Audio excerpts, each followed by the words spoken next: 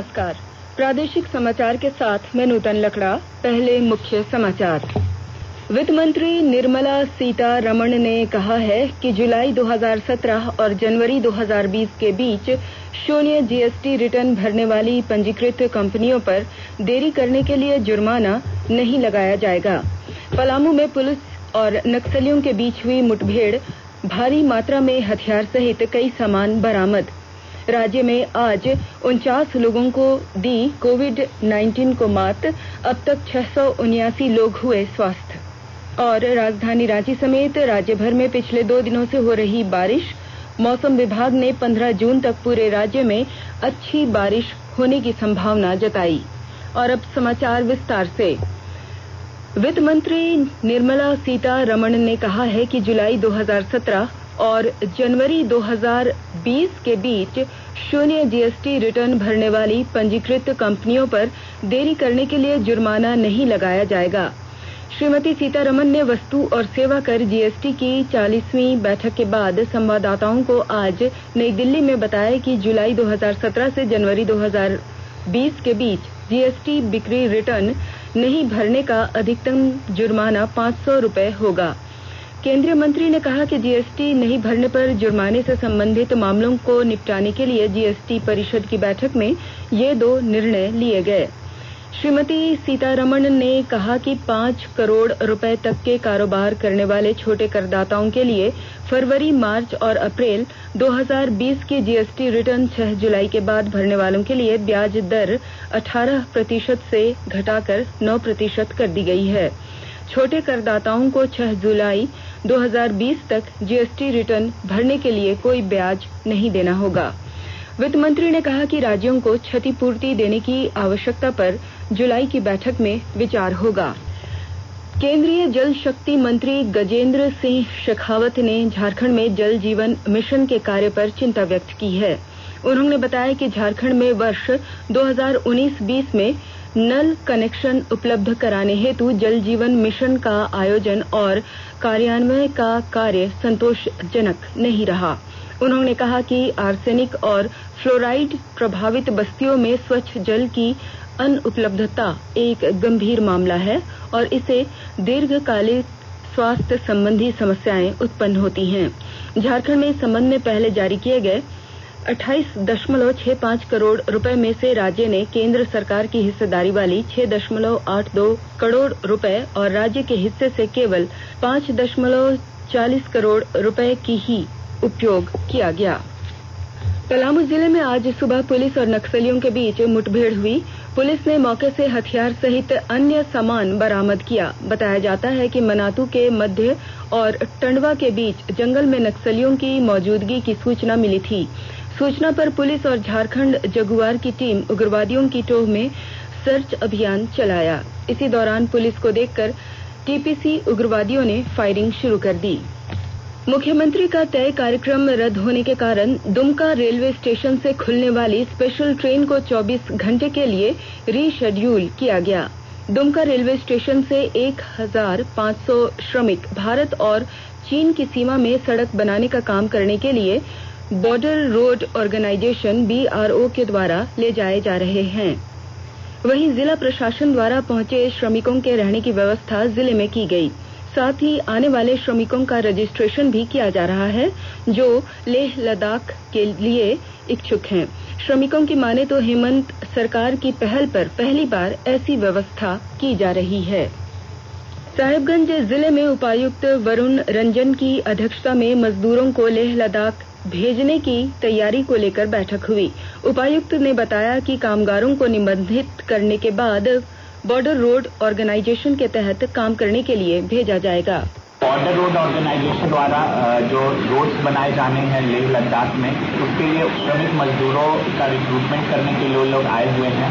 तो वो रिक्रूटमेंट का हम लोग एक एडवर्टीजमेंट यहाँ पर दे रहे हैं कि जो भी हमारे श्रमिकगण हैं जो इच्छुक हैं वहाँ जाने के लिए वो अपना आवेदन दे सकते हैं और आकर के यहाँ श्रम अधीक्षक के कार्यालय में अपना निबंधन करा सकते हैं, ताकि हम लोग उनको फिर BRO के रिक्रूटमेंट ड्राइव में शामिल करके उनको वहाँ भेज सकें। साथ ही साथ जो सैलरी पैकेज है वो काफी अट्रैक्टिव है। वो 15,600 रुपया मिनिमम है जो अनस्किल्ड लेबर के लिए है, जो स्थान टू स्थान वैरी करता है और मैक्सिमम वो 17,700 तक जा सकता है।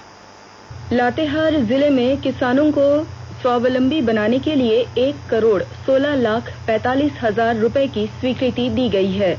पेश है हमारे संवाददाता की रिपोर्ट। लातेहार जिले के उपायुक्त जिशान कंवर ने आत्मा शासकीय निकाय की बैठक में किसानों को स्वावलंबी बनाने के उद्देश्य से 1,16,45,978 रुपए की योजना को स्वीकृति दी है।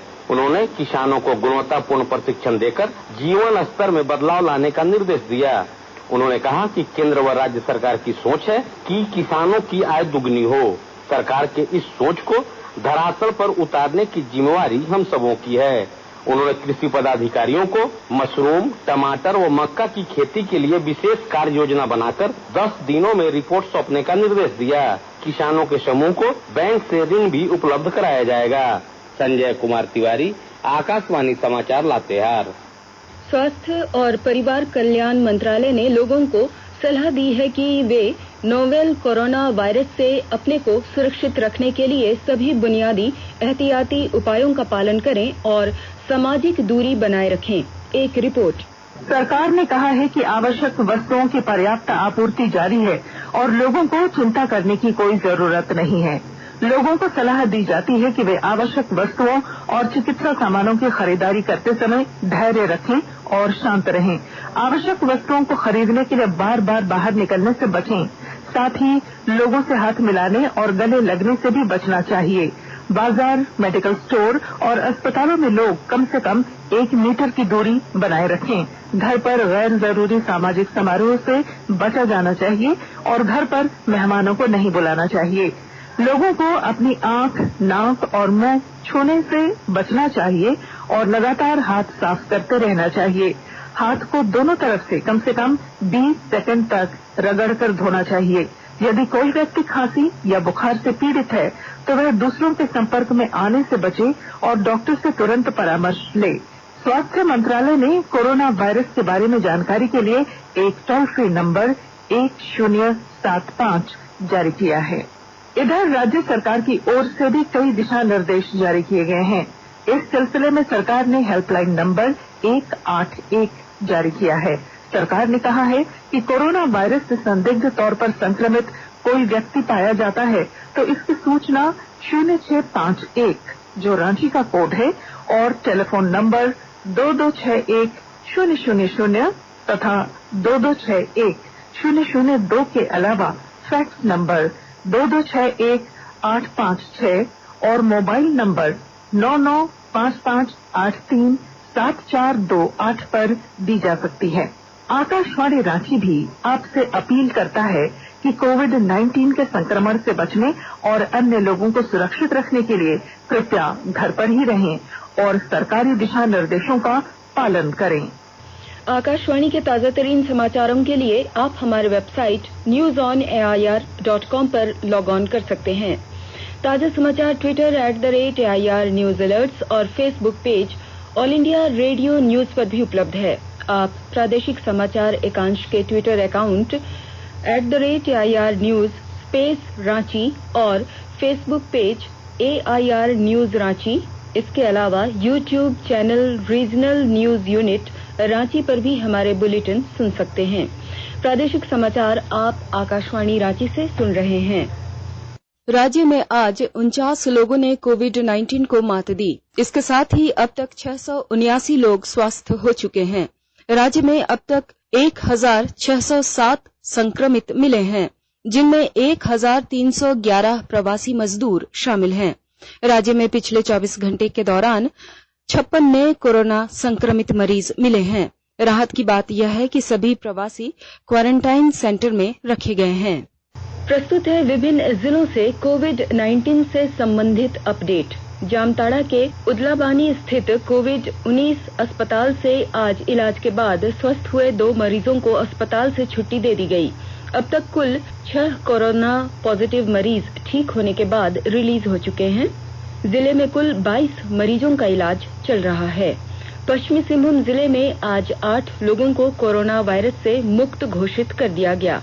जिले में अब तक 39 पॉजिटिव मामले सामने आए, जिसमें से अब तक 15 लोग पूरी तरह स्वस्थ हो चुके हैं। रामगढ़ जिले में आज 8 लोगों ने कोरोना को मात दी, सभी स्वस्थ हुए। मरीजों को 7 दिनों के होम क्वारंटाइन में रहने के आदेश के साथ घर भेजा गया। देवघर से आज एक कोरोना पॉजिटिव मरीज मिलने की पुष्टि हुई है। वहीं बोकारो जिले में आज 2 लोगों को अस्पताल से छुट्टी दे दी गई है और धनबाद जिले में सबसे अधिक 29 कोरोना मरीज ठीक होकर घर वापस गए। सिमडेगा जिले में ट्रू नॉट मशीन से कोरोना संक्रमितों की जांच के काम में तेजी लाने का निर्देश दिया गया है। उपायुक्त मृत्युंजय कुमार वर्णवाल ने आज समाहरणालय में एक बैठक में स्वास्थ्य विभाग के पदाधिकारियों को यह निर्देश दिया। बैठक में बताया गया कि सदर अस्पताल स्थित ट्रूनाट मशीन से गुरुवार को 32 सैंपल की जांच की गई है। हजारीबाग उप विकास आयुक्त विजय जाघव ने बताया कि मनरेगा योजना के तहत जिले के 246 पंचायतों में काम हो रहा है। उन्होंने बताया कि अब तक 45,000 से अधिक मानव श्रम दिवस का सृजन हो चुका है। करीब 8,000 प्रवासी मजदूरों का जॉब कार्ड भी बनाया जा चुका है।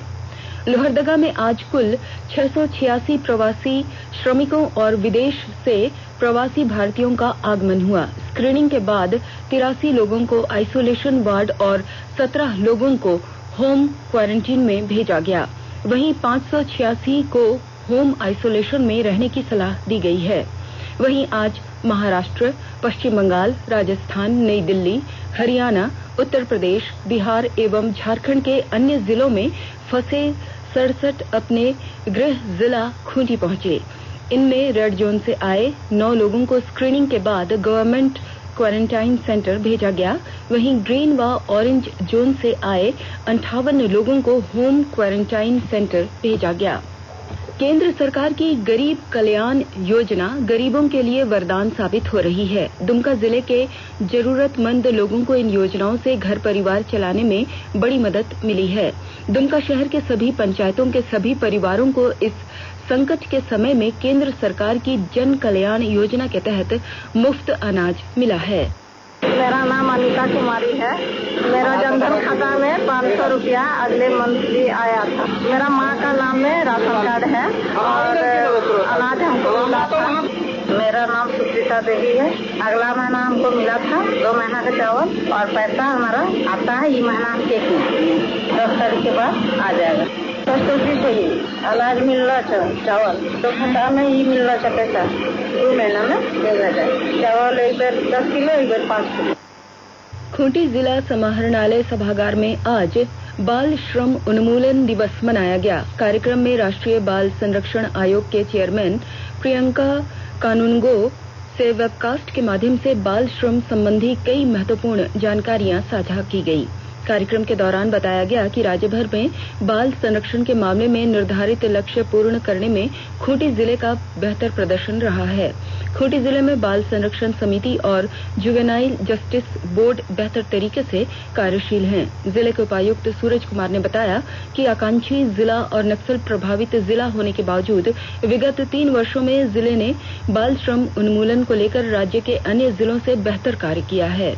खूंटी जिला राज्य भर में इस योजना के लक्षित संख्या को प्राप्त करने वाला पहला जिला बना है।